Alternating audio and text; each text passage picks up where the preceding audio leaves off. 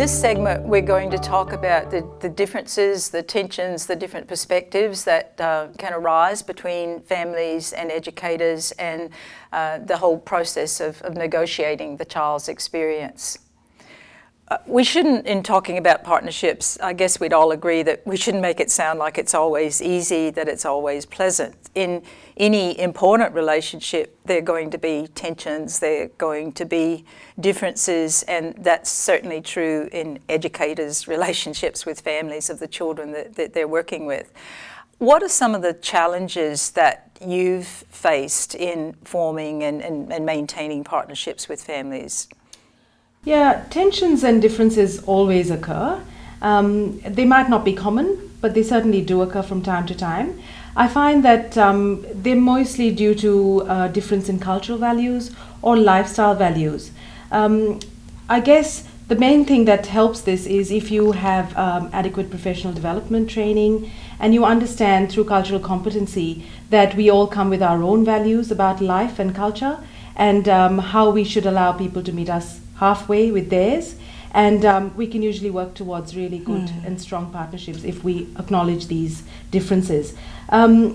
We work in a team where there are many educators from diverse backgrounds. This tends to help as well.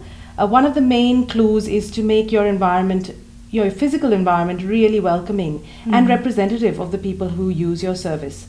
That's always beneficial.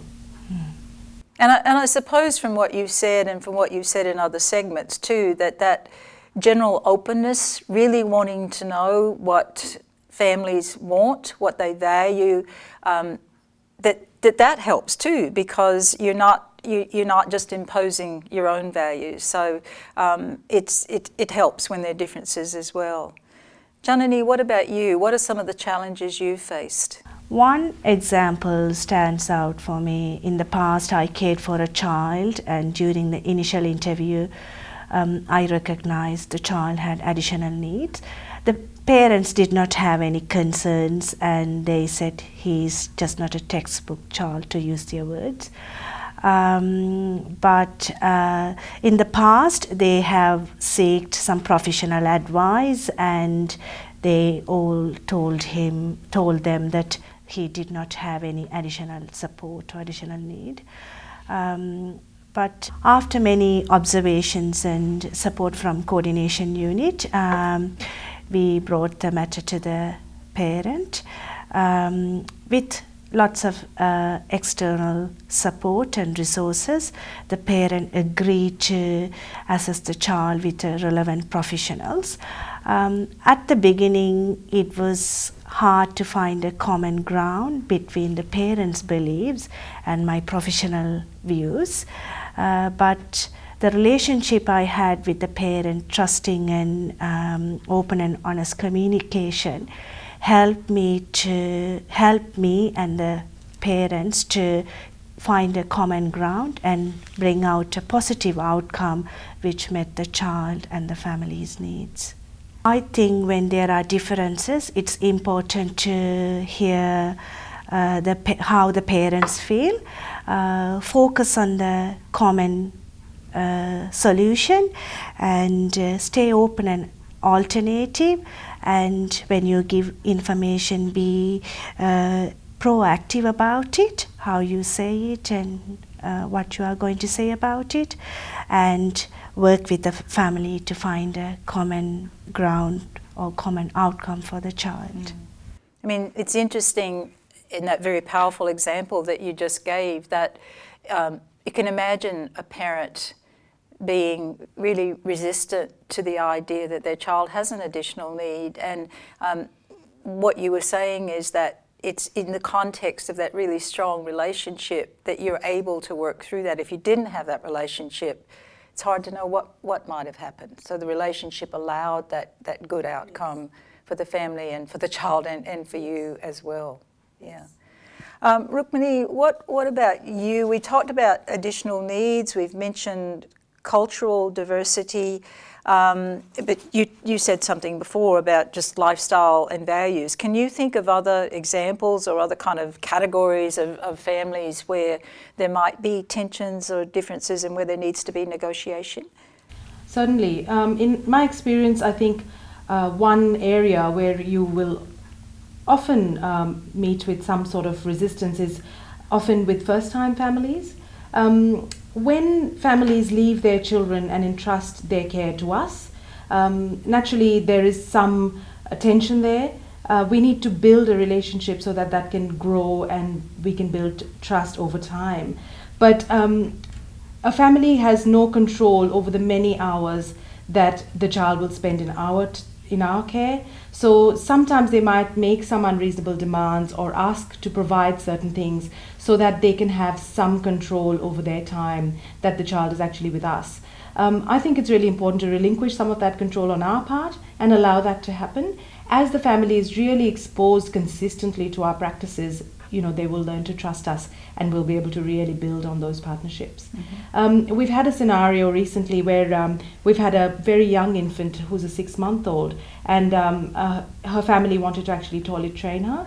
Now, this might clash with some of our personal and professional values around these sort of topics. However, we opened our minds to it and we came to an agreement where both parties would do some research on this topic and try and find some sort of a common solution. The main implications for us was around policies and hygiene practices and storage of the potty that would be used. But together we're actually trying to come up with a collaborative approach and work on a policy together. So we're really looking forward to that, and I think it could really work out. We also have certain instances where parents want to provide everything for their child's care in their time that they're with us. So certain food or dietary requirements, they need to provide that from home.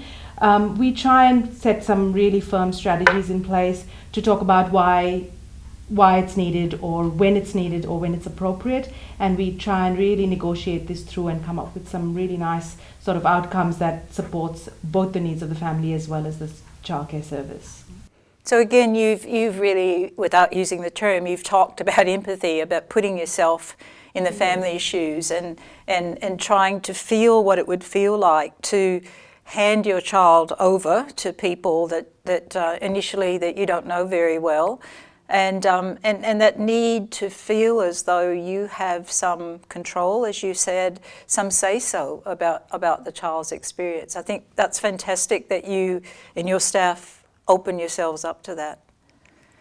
So in the context of partnerships, when there are partnerships, what you've described is that they can help you to resolve these differences, and that there is a spirit of negotiating the child's experience. But let's face it, sometimes they aren't resolved, and so sometimes minor differences or tensions can become full-on conflicts. What about when tensions become conflicts? Have you experienced that, and could you talk a bit about that? Yes, certainly.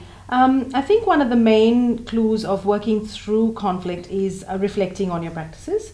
And obviously, we try to discuss the issues that are important directly with the family. It can become tricky because certain educators might need some extra help with developing some personal qualities like having confidence to actually be able to approach families directly. You will see a couple of vignettes, and you'll see one in particular where we talk about an issue that we actually negotiate with the family. When this was brought to my notice, I really encouraged the educators to talk directly with the parent.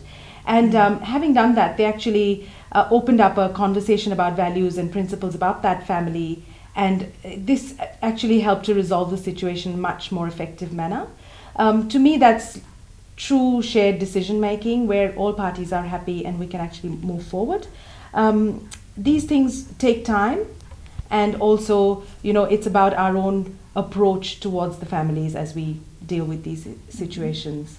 Janani, what about you? Can you think of times when you've had real conflicts with parents that you had to resolve? When there's a situation arises, I will focus on finding a common outcome or common ground between the parents and the family, between the parents and myself. Also implement new strategies and say whether it's working or not. Also, if the problem persists, then we will ask the coordination support, and the coordination unit can support us giving us relevant resources or acting as a mentor. That backup and support from the coordination unit is really, really important when there are conflicts. Yes. Yeah. Following is a brief interview with a parent who uses Rukmini's centre, and in it she talks about her initial impressions and what helped her to feel good from the beginning about her child coming to this service. And she also speaks about something that Rukmini mentioned earlier in this segment, a difference or a tension that occurred between her views and the staff views, and how they resolved that. I think when you first start childcare as a parent, it's quite nerve-wracking. Well, it's just as much nerve-wracking for you as it is for your child. So I think a lot of the anxiety that you feel comes from your own, anxiety. How's she going to be? What's it going to be like for her? Am I doing the right thing, leaving her in childcare while I go off to work? Some of the things that helped me coming here in particular was the welcoming feeling and the very relaxed feeling of the rooms. So when you walked into the room, instantly you got a positive feeling and a warm gave feeling. You that feeling? I think it was the relaxed feeling of the routines. So there didn't seem to ever be any rush, and it just seemed to be quite relaxed, and the children who were already settled there seemed to be quite settled and quite relaxed and quite comfortable, doing their own thing and exploring. The relationships also was the key for me, I think. Watching the interactions between the staff and the children and seeing how comfortable and secure the children felt in those relationships made me think, okay, well, over time, I'm sure that my daughter will be able to establish those positive connections and those strong relationships as well. The way that the staff communicate with me, I find, it's exactly what I want to know at the end of the day. So when I come and pick her up, not only are they interested in telling me factual things about what happened in the day, like how long she slept and what she ate for lunch, but they're interested in telling me what she did in her day. And it's not just one staff member that communicates with me, it's everybody in the room that has been with her during the day are all interested in telling me what her day's been about. And they're interested in telling me important things that happen in terms of things they've noticed in terms of her development. So they'll say things to me like, oh, today I watched her exploring in the outside area. And they'll tell me details about what she did, so I feel like I'm engaged and involved in the day even though I wasn't there. So my daughter doesn't like to eat lunch, and I think the staff were quite concerned about that for a while, and so we spent a lot of time talking about that together, and me particularly allaying their concerns. I wasn't concerned that she wasn't eating lunch. So we sort of worked around, and I actually wrote something in her communication book about her eating and about what I do at home, so they could see that it wasn't a concern for me, so they didn't need to worry about it. And it's much more relaxed now.